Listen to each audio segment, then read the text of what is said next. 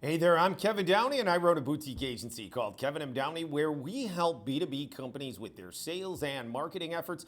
You can visit our website at kevinmdowney.com. All right, continuing my series, 16 rules for B2B sales, marketing, and business development. Rule number 11, employees aren't owners, right? So one of the things that I work with, especially myself as a consultant and what we do as an agency, is I work with a lot of companies that have sales managers, sales teams, principals, and so forth. And so I'm dealing with all of them.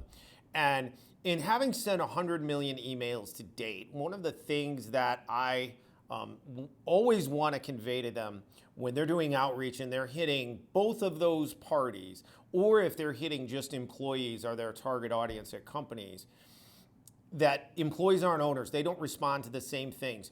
Owners respond to the basic thrust of a message that is, how are you going to make or save me money? Period. End of discussion. What is it that you are going to do? Your solution, whatever it is, how is it going to make or save me money? Right? Employees don't operate that way. Employees, and I'm speaking of employees that have no stake in the company. They do not own any part of the company, right? Commission sales managers and sales reps are a little bit of a hybrid here, but everybody else that does not own part of the company, completely different response. So they respond to different things. They are not interested solely in what is in the best interest of the company that they work for, okay? That does help, right? And they are interested in that, but their primary interest is in keeping their job, right? Making themselves look good. So if you're reaching out to them, they want to know, if I look at this and I bring it to someone else in the company, or I make this change, or I engage this solution, how is this going to affect my job? How is this going to affect my team, my direct reports?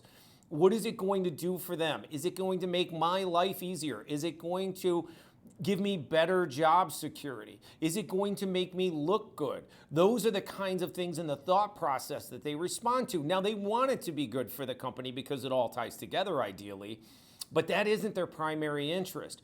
So when you're doing cold outreach, if you're hitting both owners and employees as a mix, kind of keep that in mind. And then if you're hitting only employees, really understand they aren't interested in what makes or saves the company money. That's not what they respond to, right? So rule number 11, keep this in mind, employees aren't owners, and your cold outreach messaging has to be adjusted accordingly.